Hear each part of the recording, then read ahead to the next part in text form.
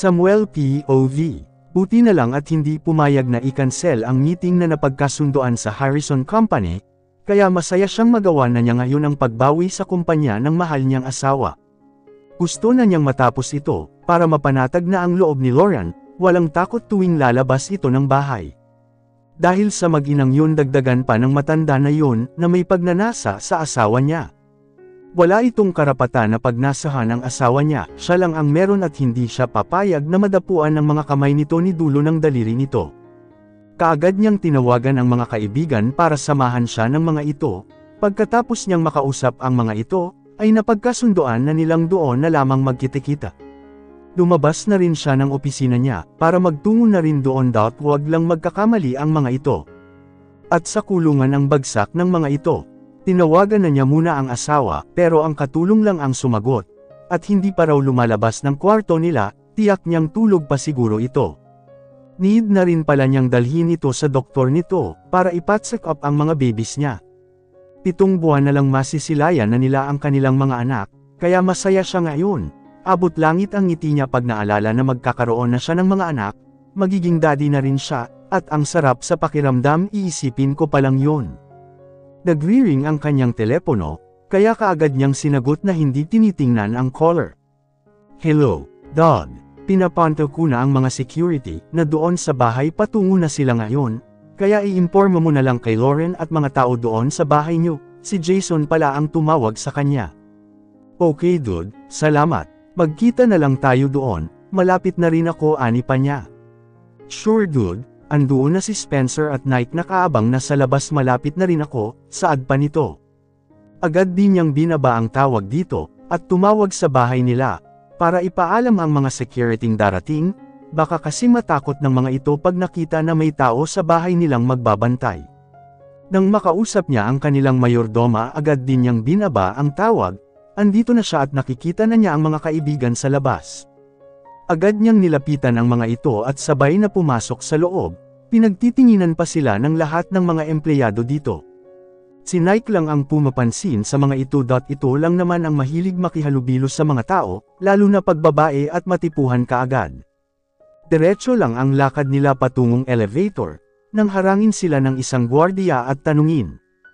Di sila kilala nito baka pag siya na ang mamahala dito, lahat ng taong di nakakilala sa kanila sesantihin pa nila. Sino ba ang hindi makakilala sa kanila, kung sila ang hari ng business world?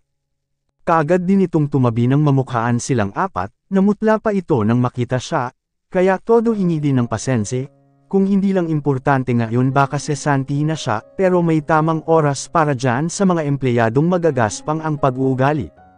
Paglabas pa lamang nila ng elevator, ay nakaabang na sa kanila ang isang babae na pulang-pula ng bibig sa lipstick nito, at sa eksing palda nito.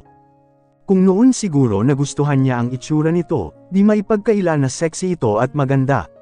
Ngunit sa asawa lang ito nangangilala para sa nag-iisang babae, at yun ay ang asawa niya. Good morning sir. Agad nitong bati sa kanila isa-isa, at iginiya sila papasok sa isang kwarto doon siguro ang conference room nila. Napapatingin siya sa kabuuan ng kwarto, simple lang ito walang masyadong mga gamit, mukhang tinipid na hindi gaya sa conference room ng kumpanya niya pati sa gamit. Lilan pa lang ang nandoon at wala pa ang mga taong pakay nila, paimportanti pa ang mag-ina. Nagdidilim ang mukha niya pag naalala ang ginagawa ng mga ito sa asawa niya, paano na lang kung hindi ito nakatakas, di pinagsawaan na ng matandang lalaki na si Mr. Santos. Pinaupo na sila ng sekretarya nito na panay ang tingin nito sa kasama niya. Ilang minuto lang dumating na din ang mga walang hiya. Babe, sambit ni Karen na mukhang nagulat pa, at natuwa nang makita siya, you're here for me. Na agad lumapit sa kanya.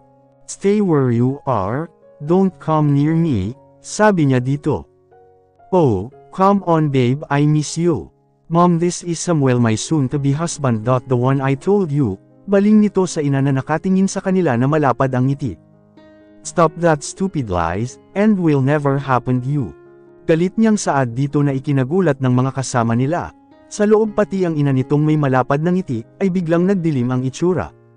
Stop ladies and gentlemen, putol na ni Nike sa kanila. We're here because we want to take over this company, dagdag pa nito. Na mukhang ikinagulat pa ng mga ibang investor na nandoon. Ngunit di man lang natinag ang lalaking matanda. Samantalang ang mag-inang Gaaman hysterical na. Why it happened na kayo na ang may-ari ng kumpanyang ito, hindi man lang kami in-inform na iba na pala ang may-ari nito. Tanong ng isang lalaki. Asked Mr. Santos why. Turo ni Jason dito. Can you tell us why Mr. Santos? Muling tanong ng isa pang lalaki. Why don't you tell them Mr. Santos? Udyok niya dito, tell them pati na rin sa mag-inang ito na tinuro na din niya. Madilim na ang mukha nito sa galit, at hindi makapaniwala na wala na sa kanila ang kumpanya. That's not true, this company is still mine, I still have 40% of share, kaya ako pa rin ang may-ari nito, paliwanag nito. Are you sure Mr. Santos na iyo pa rin ang kumpanyang ito? Pagdidiin niya. As we know na ako na ang may-ari nito ngayon, because I own the 60% share of this company, kaya pwede na kitang palayasin dito sa kumpanya ko, at isama muna rin ang mga yanduro niya sa mag-ina na namumutla na sa nalaman. Pati ang mga kasama nilang mga investor, ay nagulat din samantalang tahimik lang ang mga kaibigan niya, at nagmamasid sa mga mangyayari. Hindi totoo yan. Galit ng saad ng matandang lalaki na hinampas pa nito ang lamesa ng kamay. I'm still the owner, duro nito sa kanya, binili ko ang kumpanyang ito pati na ang anak ng dating may-ari, kaya wala kang karapatan sa kumpanyang ito, pasek nito.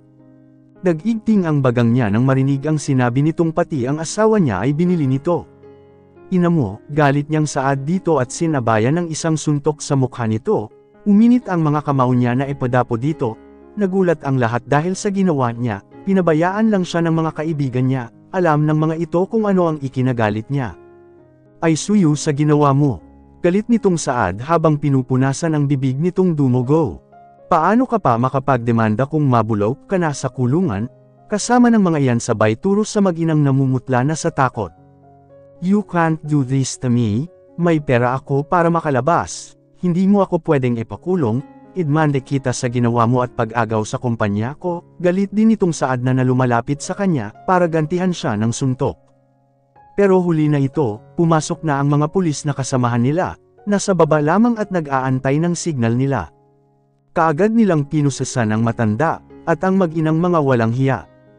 And you, duro niya sa ina nito, you will pay what you did to Mr. Harrison, you think I will not know na nilalason mo ito? At kinutsaba pa ang abogado nito, para ilipat sa pangalan mo ang kumpanya. Now you will pay big time, dahil hindi na kayo makakalabas ng anak mo sa kulungan. Pati sa asawa ko at ginawa niyong katulong ng halos 1 buwan. Please maawa ka, wag mo kami ipakulong ng anak ko, kahit ano gagawin ko, magluhod pa ako sa harapan mo gagawin ko. At lumuhad nga ito na hilam sa luha, ngunit tinawag niya ang isang pulis, at ipinatayo ito para pasasan. Ang sama mo Samuel, pagkatapos mong gamitin ang katawan ko, ganito lang gagawin mo sakin, pilit siya nitong inaabot para kalmutin, ngunit pinigilan ito ng mga pulis na agad ding pinusasan. Walang hiya ka Samuel, shut up slut, mabulok kayo sa bilangguan ng ina mo, pagbayaran mo to Samuel oras na makalabas ako. Not ever happen, siguraduhin ko yan, and I don't mind nagkamali kayo kaya sa batas kayo managot. And no one's gonna hurt my wife even you. Duro niya ulit sa mga ito. Naghe-hysterical na ang mga ito, pero wala na siyang pakialam pa. Nakaganti na rin ang asawa niya sa pagpahirap ng mga ito. Congrats dude, yan na lang nasabi ng mga kaibigan niya.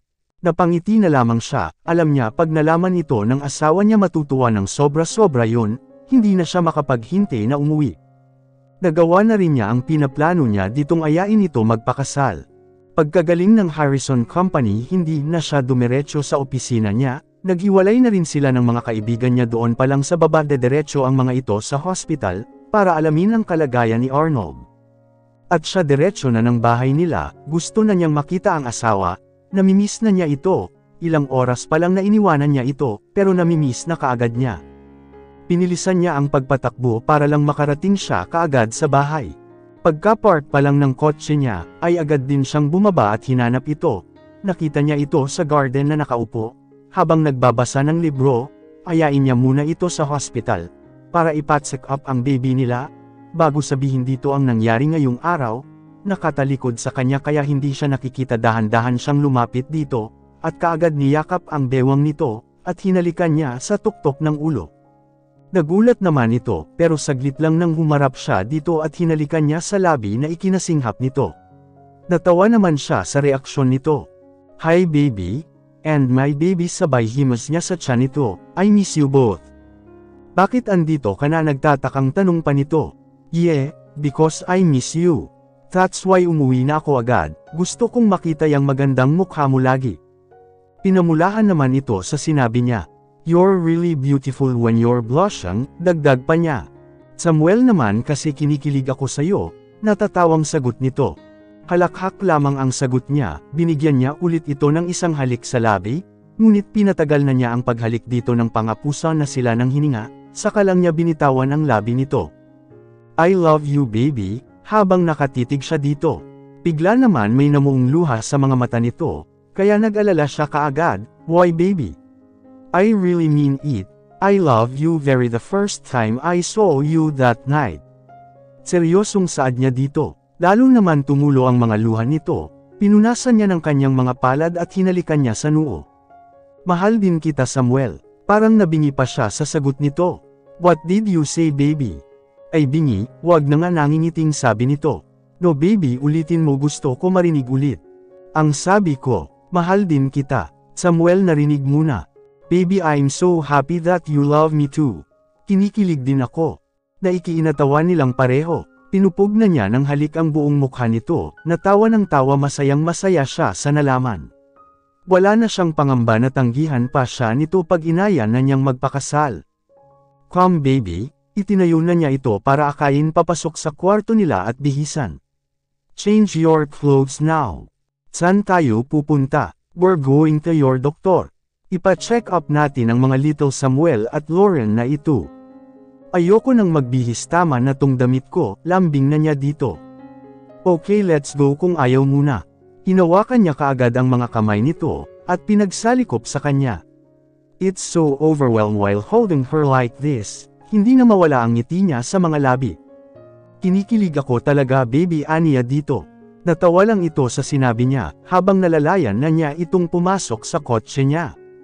Kinabitan niya kaagad ng seatbelt para sa safety ng mga ito, at dahan-dahan niyang isinara ang pintuan sa gilid nito, at agad lumipat sa kabila para paandarin na ito, at makaalis sila. Na-excite siya na kasama ito sa check-up nito. Pagkadating nila sa Fuentebella Hospital, ay agad din siyang bumaba at pinagbukas ito.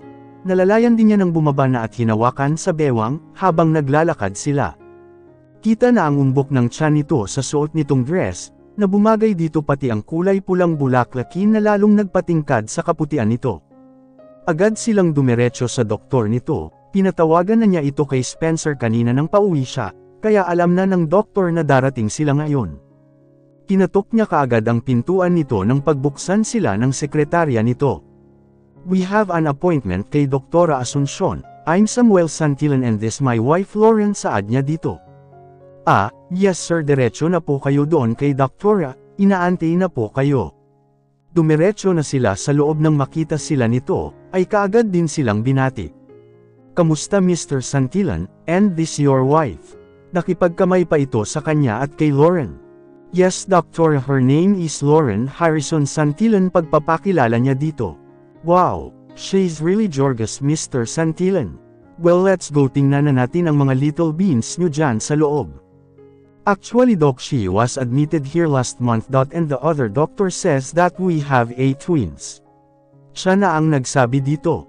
"Wow, congrats to both of you. Now we'll see if your babies are still doing strong, para maresetahan na rin kita ng mga vitamins mo." "Okay, higa ka na doon sa higaan." Pakyalalayan lang si Mrs. Mr. Santillan anang doktora. Pinahiga niya ito sa higaan doon ng dahan-dahan. "Now itaas natin tong dress mo ha, hanggang sa tiyan mo," sabi pa nito.